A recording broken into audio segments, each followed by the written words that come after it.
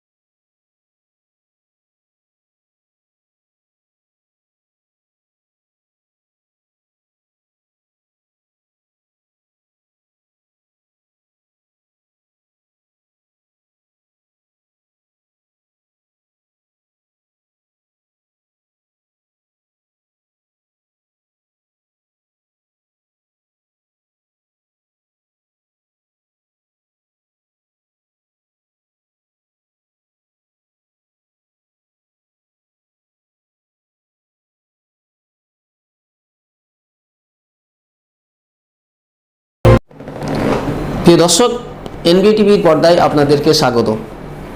শুরু করছি আজকের মুক্ত কণ্ঠ অনুষ্ঠান। সঙ্গে রয়েছেন অল ইন্ডিয়া মাইনরিটি অ্যাসোসিয়েশনের সর্বভারতীয় সম্পাদক পিজাদা রুহুল আমিন ভাইজান। ভাইজান, প্রথমে আপনাকে এনবিটিভির পর্দায় স্বাগতম জানাচ্ছি। ধন্যবাদ এনবিটিভিকে। কিছু মানুষের কাছে আপনি ভাইজান সমাজ সেবামূলক নেতা, কিছু মানুষের কাছে আপনি তৃণমূল ঘেঁষা একজন মুসলিম লিডার, আবার কিছু মানুষ বলে বিজেপির দালাল। আসলে আপনি কোনটা? কঠিন প্রশ্ন, উত্তর আরও কঠিন। আমি তৃণমূলের ঘেঁষা লোক, আমি বিজেপির দালাল, এই প্রশ্ন জানার আগে এর আগে আমি কী ছিলাম এটা জানতে হবে। 2010-11 পূর্বে যখন তৃণমূল এখানে আসেনি, আমার জন্মলগ্ন 2009-এর শেষের দিকে, বামফ্রন্টের যাওয়া শেষ অবস্থায়, তখন বামফ্রন্ট আমাদেরকে বলেছিল যে আমরা তৃণমূলের লোক। কেননা তখন বামফ্রন্টের গদি যাওয়ার মুখে ছিল এবং বামফ্রন্টের অন্যায়গুলো আমরা তুলে ধরতাম। এরপরে যখন বামফ্রন্ট চলে গেল, কিন্তু বিজেপি সেভাবে দেশের তার প্রভাব আসেনি, সে সময় যখন তৃণমূলের বিরুদ্ধে আমরা ভুলগুলো তুলে ধরতাম, তখন কিন্তু আমরা সিপিএমের দালাল ছিলাম। এরপর আস্তে আস্তে পশ্চিমবঙ্গে সুস্থভাবে ধীর মস্তিষ্কে সিপিএমের সমস্ত পার্টি অফিস বন্ধ করে দেওয়া হয় এবং সিপিএমের জায়গায় ধীরে ধীরে বিরোধী দল হিসাবে বিজেপিকে তুলে ধরা হয়। আজকের দিনে যে কোনো মানুষ সরকারের যখনই বিরুদ্ধে বলবে, তখনই আমরা সরকার বিরোধী হব এবং বিরোধী দল যেটা থাকবে সেটাই করে দেওয়া হবে। কেননা আমরা হচ্ছি মুসলিম মানুষ বা সংখ্যালঘু নেতা বলে আমাদের একটা আইডেন্টিটির ছাপ লাগিয়ে দেওয়া হয়।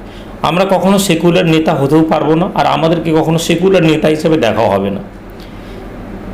ঠিক এই জায়গায় দাঁড়িয়ে আমাদের সংখ্যালঘু মানুষদেরকে এটা বোঝানো হয়, যখনই ক্ষমতায় যে থাকে তার বিরুদ্ধে গেলেই আমরা সেই বিরোধী ক্ষমতা। কালকে বিজেপির অস্তিত্ব শেষ হয়ে যাবে এবং অন্য কোনো একটি কংগ্রেস আসলে আর ক্ষমতায় যদি তৃণমূল থাকে, তখন আমরা কংগ্রেসের দালাল হব। কেননা এভাবেই আমাদের সমাজকে শেখানো হয়। আমরা অশিক্ষিত, অর্ধশিক্ষিত মুসলিম সমাজকে এভাবেই বোঝানো হয় যে সরকারের বিরুদ্ধে যারা থাকবে তখনই তারা বিরোধী দল। আর তৃণমূল ঘেঁষা এই জন্যই যে কোনো কোনো ক্ষেত্রে মুখ্যমন্ত্রী মমতা ব্যানার্জির ভালো কাজ, ভালো দিকগুলো আমরা তুলে ধরেছি, তখনই সিপিএম ঘেঁষা যে কটা সংখ্যালঘু মানুষ আছে তারা আমাদেরকে বিজেপির দালাল না বলে তৃণমূলের দালাল বলতে অভ্যস্ত। একই জায়গায় আপনি মূল রাজনৈতিক দলগুলোর বাইরে থেকে যখনই আপনি কোনো কথা বলবেন, তখনই আপনি কারো না কারো দালাল হয়ে যাবেন এবং অশিক্ষিত, অর্ধশিক্ষিত এবং শিক্ষিত কিন্তু বিবেকহীন মুসলিম সমাজ এই ফাঁদে পা দেবে। এটাই হচ্ছে মূল উত্তর আমার। সম্প্রতি উত্তরপ্রদেশে এক মহিলা ধর্ষণকে, এক নারী ধর্ষণকে কেন্দ্র করে গোটা দেশের রাজনীতি উত্তাল। সেখানে বিরোধী রাজনৈতিক দলের নেতাদেরকে আক্রমণ করা হচ্ছে পুলিশের পক্ষ থেকে, তাদেরকে বাধাপ্রাপ্ত করা হচ্ছে। এ নিয়ে গোটা দেশের রাজনীতি উত্তাল। কি বলবেন এটা নিয়ে? এটা নিয়ে বলতে গেলে আমি বিজেপির দালাল হয়ে যাব, কারণ আমি এই ঘটনাটাকে শুধু এই জায়গায় এইভাবে দেখতে চাই না। সমস্যা অল ইন্ডিয়া মাইনরিটি অ্যাসোসিয়েশনের ঠিক এই জায়গায়। গোটা দেশ যখন বিজেপিকে ধিক্কার জানাচ্ছে, এখানে আমার ধিক্কার দেওয়া আর না দেওয়া কিছু যায় আসে না। আমরা জানি বিজেপি এমন একটি রাজনৈতিক দল এবং তাদের যে প্রোপাগ্যান্ডা আছে, আরএসএস বা বজরং দল, তাদের যে হিন্দু পরিষদ যে আছে, এদের স্বপ্ন হচ্ছে হিন্দু রাষ্ট্র গঠন করা। আর সেখানে সাভারকার, গোলওয়ার্দারকারদের যে নীতি আদর্শ, সেখানে নিম্নবর্ণের হিন্দুদের কোনো অস্তিত্ব নেই এবং মহিলাদের সেখানে কোনো স্থান নেই। মহিলারা এক ধরনের ভোগ্যবিলাস এবং তারা হচ্ছে কৃতদাসীর মতন বা দাসীর মতন তাদের অস্তিত্ব। কিন্তু আমরা অল ইন্ডিয়া মাইনরিটি অ্যাসোসিয়েশন যে প্রশ্নটা করি, সেটা হচ্ছে কি বাস হাতরাসের হত্যাকাণ্ড নিয়ে আমি প্রতিবাদ করব? আমি কামদুনি ভুলিনি, আমি পাঞ্জাবের রেপ হওয়ার ঘটনাটা ভুলিনি। এই রিসেন্ট ঘটনায় কয়েকদিন আগে পাঞ্জাবে একজন কনস্টেবল মহিলা রেপ করে তাকে হত্যা করা হয়েছে, আমি তার কথাও ভুলিনি। আমি রাজস্থানে সেই মেয়েটার রেপ হয়েছে তার কথাও ভুলিনি। ফলে এই প্রশ্ন করলেই মনে হবে যে আপনি কাউকে ঢাকতে চাইছেন বা সমস্যা।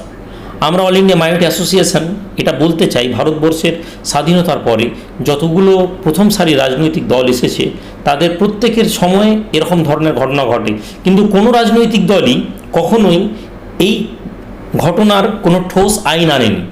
ফলে আজ না হয় কাল ওই রেপিস্টরা কিন্তু মুক্তি পেয়ে যাবে, আবার আমরা ভুলে যাব।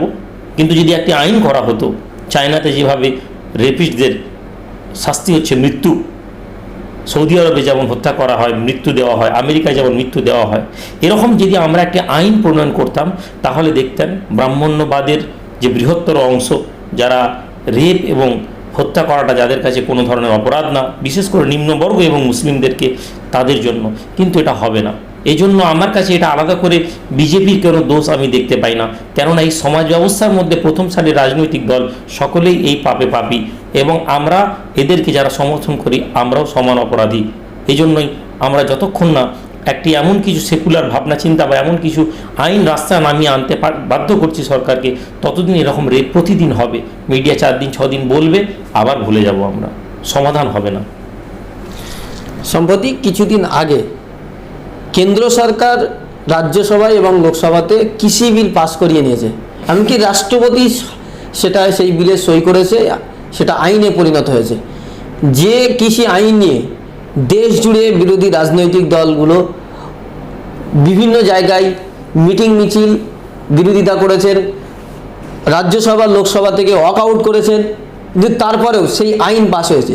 কৃষকদের জন্য এই কৃষি আইন নিয়ে কতটা ভালো বা কতটা খারাপ, কি বলবেন আপনি? দেখুন, এই আইন সম্পর্কে বলার আগে কৃষি বিল বা কৃষি আইন কংগ্রেসও পাস করেছে, কংগ্রেসরাও কৃষকদের পক্ষে বলেছে।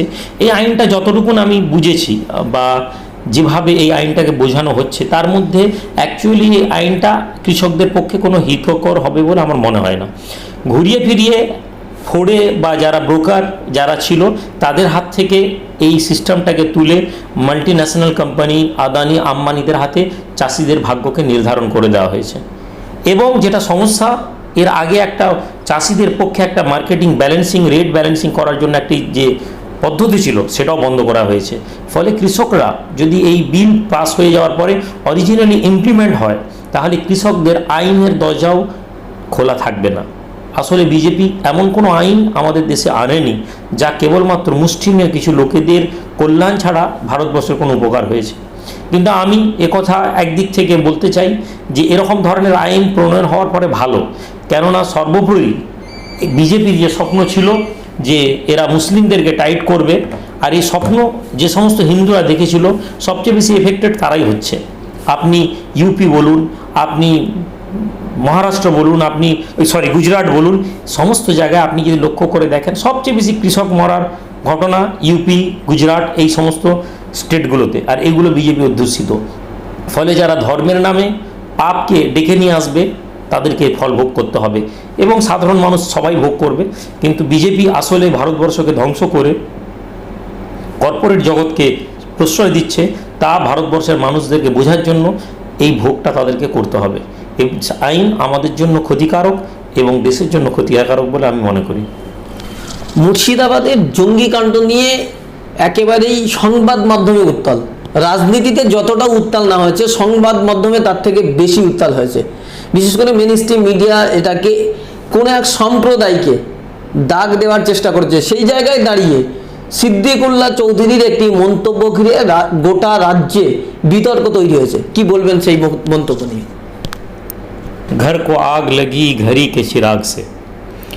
সংখ্যালঘু মানুষদের ক্ষতি সবচেয়ে বেশি যদি কিছু হয় সংখ্যালঘু মানুষদের মাধ্যম থেকে। সিদ্দিকুল্লাহ চৌধুরী সাহেব সম্পর্কে আমি এটুকুনি বলবো, উনি বয়স্ক মানুষ হয়ে গেছেন। আমার মনে হয় বয়স বার্ধক্যজনিত কারণে হয়তো উনি বলতে গিয়েছেন এক, বেরিয়েছে আরেক। কারণ ওনার পুরো বক্তব্য আমি শুনেছি, সেখানে উনি সংখ্যালঘু যুবকদের পক্ষেই কথাটা বলেছেন যে তাদেরকে নিরপরাধভাবে, নির্দোষদেরকে তাদেরকে বিভিন্নভাবে হ্যারাসমেন্ট করা হচ্ছে। কিন্তু এই সামান্য একটা শব্দ যেটা উনি হয়তো অজান্তে বলে ফেলেছেন, বা স্লিপিং অফ টাং, বা কেয়ারলেস হয়ে উনি বলে ফেলেছেন, আমি এটা মনে করি যে এরকমভাবে প্রত্যেকের জীবনে হয়। কখনো কখনো আপনার অনিচ্ছাকৃতভাবে কোনো কথা এমন বেরিয়ে যায় যেটা হাইলাইট হয়ে যায়। তো আমি মনে করি চৌধুরী সাহেব নিশ্চয়ই এটা উনি পরবর্তীকালে তার যেটা ভালো মনে হবে তিনি তার বিবৃতি একটা দেবেন। তবে এভাবে কোনো ব্যক্তির নাম বলে কোনো ব্যক্তির বই পড়ে সন্ত্রাসী হয়ে যায়, এই শব্দটা যোগী বা মোদিদের মতন লোকেদের মুখে মানায় ভালো। কোনো ধর্মীয় স্কলার মুখ থেকে এটা যখন তিনি জানেন যে প্র্যাকটিক্যালটা আসলে তা নয়।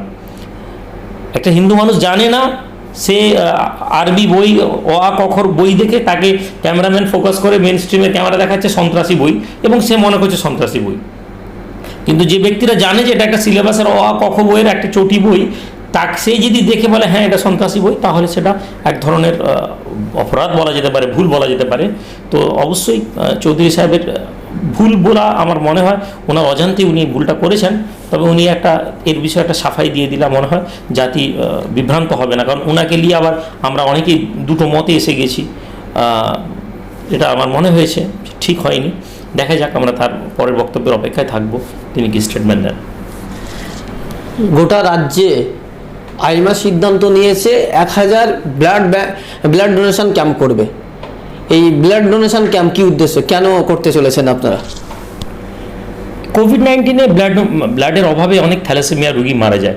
আমাদেরকে কয়েকজন হেলথের একদম প্রথম সারি অধিকর্তা যারা বলছেন যে ভাইজান আমরা তো অ্যাজ এ সরকারিভাবে আপনাকে বলতে পারি না, কিন্তু দেখুন আপনি একটু লক্ষ্য করে দেখুন যে ব্লাড কিন্তু আমাদের রাজ্যে বিভিন্ন জায়গায় থ্যালাসেমিয়া রোগীরা কিন্তু সাফার করছে, অনেকে মারা গিয়েছে। আমরা এগুলো বলতে পারি না, স্টেটও এভাবে অ্যানাউন্স করতে পারে না। তো আপনি তো আপনার অর্গানাইজেশন অনেক বড়োভাবে কাজ করে, তো আমাদের একটা আপিল ছিল, কারণ ওনাদের স্বাস্থ্য অধিকর্তাদের কিছু ব্যক্তি যারা আছেন তাদের বোর্ডেও আলোচনা হয়েছে যে আইমাকে বললে তারা একটা ভালো কাজ করতে পারবে। তো এটা আমাকে মাস দেড়েক আগে বলা হতে আমি আমাদের যে সংগঠনে যারা সেন্ট্রাল লিডার আছেন তাদেরকে একটা মিটিং ডেকে বললাম যে আমরা কত ব্লাড ডোনেশন ক্যাম্প করতে পারি। তো আমাদের একটা অ্যাজাম্পশন করা হয়েছে যে আমাদের পূর্ব মেদিনীপুর জেলায় আমরা 200টা করতে পারবো, হাওড়া জেলায় এখন প্রাইমারিতে 50টা, কিন্তু 100টা, পশ্চিম মেদিনীপুরে 100টা, বাঁকুড়ায় 100টা। এভাবে আমরা দেখলাম যে টোটাল প্রায় 1000-এর কাছাকাছি আমরা ব্লাড ডোনেশন ক্যাম্প করতে পারবো। তো আমরা একটা প্রোগ্রাম নিয়েছি, আমরা বিভিন্ন জেলাগুলোকে নির্দেশ পাঠিয়েছি। তো এইভাবে আমরা করেছি, এবং অলরেডি আমরা 1-1.5 মাসের মধ্যে more than 100 blood donation camp আমাদের মনে হয়ে গেছে। কারণ এই ব্লাড ডোনেশন বিষয়টা তিমির বরণ সিনহা দেখেন, আমার কাছে পুরো ইনফরমেশান নেই, তো উনি আর ভালো ভাববেন বলবেন। তো 1000 ব্লাড আমরা যদি এভারেজ 40 ইউনিট করে ব্লাড দিতে পারি, তো আমাদের প্রায় 4000 ইউনিট ব্লাড এসে যাওয়া মানে আমাদের জেলার জন্য অনেক ভালো। এবং SSKM হসপিটালও আমাদের সাথে এখন কাজ করছে, তারাও খুব প্লিজড এসে যে আমাদের যে অর্গানাইজভাবে এখন অনেক ব্লাড তো তারা রিজেক্টও করে দিচ্ছেন। ফলে না হলে আমরা প্রায় এটাকে 1000 ইন্টু 100 করে 10,000 ইউনিট করছিলাম, কিন্তু আমরা যা দেখছি প্রায় 100 জনে ওরা 60 জন, 65 জন, 50 জন করে নিচ্ছেন। ফলে আপাতত 4000 থেকে 5000 ইউনিট ব্লাড আমরা নেক্সট 5-6 মাসের মধ্যে আমরা ব্লাড ব্যাংকে দিয়ে দিতে পারব। সম্প্রতি ফুরফুরা শরীফের পীরজাদা আব্বাস সিদ্দিকী রাজনীতি নিয়ে বেশ কিছুদিন ধরে উত্তাল। তিনি বলছেন যে আমরা রাজনীতি করব। আপনিও তো একজন পীরজাদা, তার এই রাজনীতি নিয়ে কি বলবেন? দেখুন, আমরা যে দেশে বাস করি এখানে প্রত্যেকের রাজনীতি করার অধিকার আছে। অতএব কে রাজনীতি করবেন, কিভাবে করবেন আমার এখানে নেই। এইটুকুন মনে করতে পারি সংখ্যালঘু মানুষকে যদি একটা দিশা কেউ দেখাতে পারেন সেটা একটা ভালো পজিটিভ। যারা দেখাতে পারেননি তারা সমালোচনা করি লাভ নেই। আমাদের সবচেয়ে নেগেটিভিটি ভাবনা আমাদেরকে আরও ডুবিয়ে দিয়েছে, আমরা চট করে কারো সমালোচনা করি। ফলে কেউ যদি পলিটিক্সে নেমে পলিটিক্স করতে পারেন। তবে ব্যাস এটুকুনি বলবো, আমরা যা বলছি সেটা যেটা আমরা যেন স্থির থাকতে পারি, এমন না হয় যে আজকে যা বললাম কালকে তা থাকলো না। এই সরকারের বিরুদ্ধে যারা নেমেছেন প্রতিবাদ করতে, আমি আশা রাখবো তারা এই সরকারের বিরুদ্ধে প্রতিবাদে নেমে তাদের লড়াইটা বাঁচিয়ে রাখবেন। দেখা যাক কী হয়। এই মুহূর্তে পক্ষে বিপক্ষে ভালো মন্দ বিষয়ে আমার খুব বেশি ধারণা নেই, ফলে এই বিষয়ে আমি বলতে পারবো না। 2018 লোকসভার পর থেকেই আপনার মুখ থেকে সবসময় শোনা যেত 2021 বিধানসভা নির্বাচনে আইমা একটা বড়সড় ভূমিকা পালন করবে। আর সামনে কয়েক মাস বাকি 2021 বিধানসভা নির্বাচনের। 2021 বিধানসভা নির্বাচনে আইমার ভূমিকা কি থাকছে? দেখুন, আমরা মূলত, এটা তো অস্বীকার করার কোনো জায়গা নেই, মূলত সংখ্যালঘু মানুষদেরকে নিয়ে আমরা কাজ করার চেষ্টা করি এবং তার সাথে সংখ্যাগুরুর একটা অংশ আমাদের সাথে থাকে, যদি এটা খুব বড় একটা পার্সেন্ট নয়। কিন্তু এই মুহূর্তে 2017-তে আপনি ট্র্যাক রেকর্ড দেখতে হবে, ব্যাক রেকর্ড দেখতে হবে। 2017-র আপনি মুসলিম সংগঠনগুলোর সমস্ত নেতাদের আপনি ভিডিও কালেক্ট করুন, তাদেরকে বলুন যে তাদের যে ডেটা ব্যাংক আছে সেখান থেকে তারা ভিডিওগুলো দিন, এবং আমাদের ছেলেদের ডেটা ব্যাংকগুলো দিচ্ছি। 2017 থেকে কিন্তু আমরা একটা পলিটিক্সের একটা সিনারিও তৈরি করেছিলাম, কিন্তু লাস্ট 4-5 মাস 6 মাস বা মিনিমাম 1 বছরের মধ্যে বহু অরাজনৈতিক সংগঠন বা স্বেচ্ছাসেবী দল বা কিছু সংখ্যালঘু মানুষরা কিন্তু তারা পলিটিক্সে ইন্টারেস্ট দেখিয়ে ফেলেছেন ইলেকশন। ফলে আমরা এই মুহূর্তে আমাদের প্ল্যানটা আমরা আলোচনা করতে চাইছি না, কেননা আমরা সংখ্যালঘু ভোটকে ভাঙার জন্য কোনো ধরনের চিন্তাভাবনা করিনি, না তো আমাদেরকে ভোট পলিটিক্সটা করতে হবে। আমরা একটি স্বেচ্ছাসেবী সংগঠন, আমরা সমাজের কাজ করে আসছি এবং আগামীতেও মানুষের জন্য কাজ করার একটা প্ল্যান আমাদের মূল উদ্দেশ্য। তার সাথে পলিটিক্সের একটা ভাবনা আমাদের সবসময় থাকে, যেটা আমাদের সাংবিধানিক অধিকার। কিন্তু যেহেতু বিভিন্ন এখন লিডাররা, মুসলিম লিডার এখন বহু তারা রাজনৈতিক দল তৈরি করছেন, আগামী 21-এ বিধানসভা ইলেকশন লড়বেন বলছেন, ফলে আইমা তার পলিসিকে এখন স্থগিত রেখেছে যতক্ষণ না আমরা একটা জায়গায় আসতে পারি। ফলে আমরা সেই জায়গায় নিজেরা যতক্ষণ একটা সিদ্ধান্ত নিতে পারি ততক্ষণ পর্যন্ত আমরা কিন্তু সফল হব না। এখানে আমার ব্যক্তিগত হার জিতের বিষয় না, বিষয় হচ্ছে যে কতটা আমরা এগোতে পারবো, কতটা আমাদের সফলতার সম্ভাবনা আছে। ফলে এ একটা পার্টি দিল, বি একটা পার্টি দিল, সি একটা পার্টি দিল, ডি একটা পার্টি দিল, দিয়ে টোটাল 10% যে ভোট আছে সেই 10% থেকেই 4টা দল ভোটকে কালেক্ট করছে, ফলে ওভারঅল জিরো রেজাল্ট। তো আমরা জেনে বুঝে জাতিকে বিপদ করতে পারি না। তারপর এই মুহূর্তে আমাদের কাছে একটা বড় শত্রু বিজেপিকে আটকানোটা এখন আমাদের জন্য খুব জরুরি।